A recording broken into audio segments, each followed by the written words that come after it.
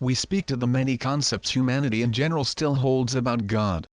Beliefs and superstitious ideas regarding the nature of an invisible power took form when mankind was still very ignorant and unable to comprehend real truth. General consciousness at that time consisted primarily of fear and survival, and so these dear unawakened ones created for themselves things, ideas, or people they believed would have the power to save and smite their enemies, gods who reflected their state of consciousness. These gods were vengeful and violent, early forms of God made in man's image and likeness. Concepts of God have remained a part of man's belief system from the very beginning, when souls came to earth and forgot who they were, spiritual beings dancing and experimenting with matter, then believing themselves to be the matter, and thus creating a veil of forgetfulness.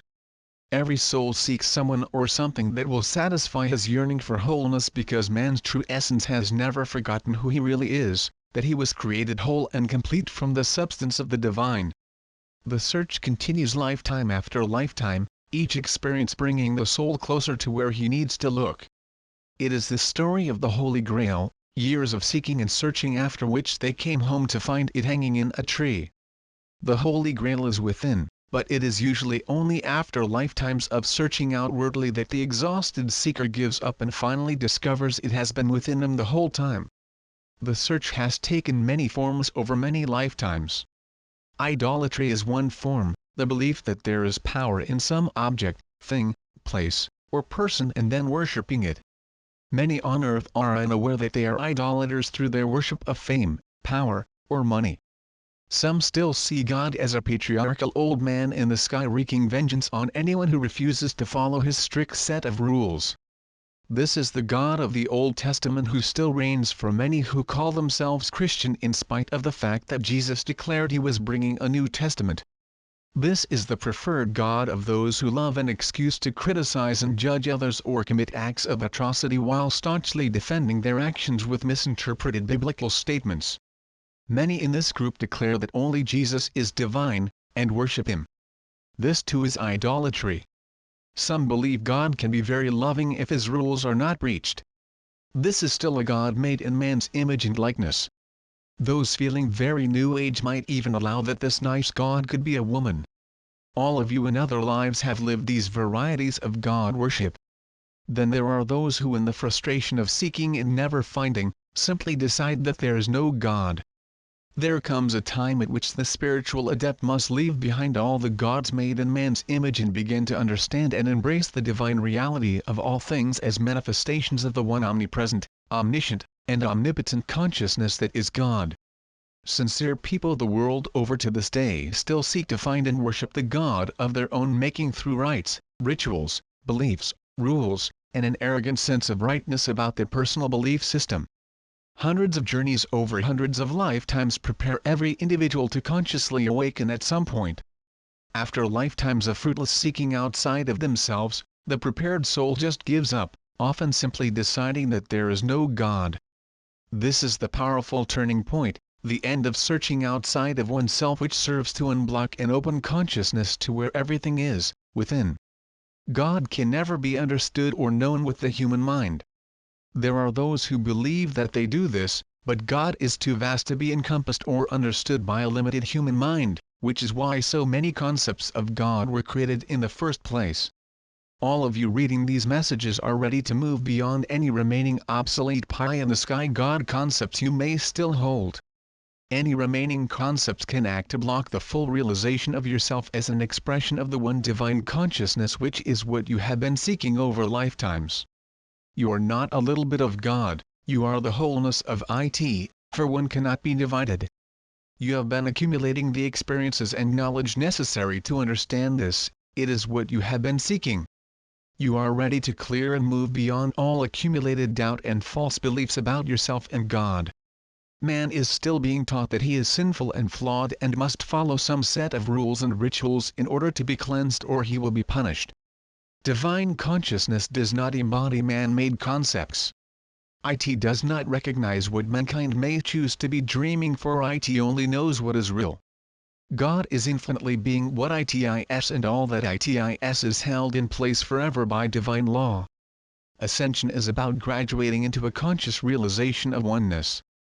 it is about knowing that whatever is the truth about God, is the truth about you. It is living from a place of knowing that the one divine consciousness is manifesting itself as every person, animal, tree, and rock regardless of illusory appearances. Truth is all there is. What you see as the outer, good or bad, is a mind interpretation of some spiritual idea.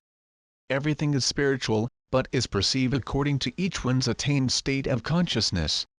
There are those who see trees as living light, and that light flowing from one tree to the next, while others simply see the tree as wood to be harvested. This is a spiritual universe, peopled with sons of God, even though to the human eye, it does not seem to be that way. Your work now, is to live the truth you know in each moment. Remind yourselves that everything you see, hear, taste, touch, and smell is a concept of a spiritual reality. Enjoy the beauty of the rose, while remembering that what you see, smell, and appreciate is a concept of ever-present divine perfection and beauty, source continuously pouring itself forth in infinite variety of form. Powerful energies of light are pouring onto the planet at this time and are available to all who are receptive. You are ready to begin the next and deeper phases of the journey. It has been a pleasant journey of classes, discussion, and ritual, but it is time to go higher now. An unwillingness to move beyond some outgrown state of consciousness usually results in a wake-up call experience, not pleasant, but effective. Living truth can be difficult at first, often resulting in someone choosing to continue being a student. It seems easier when someone is telling you how to be holy.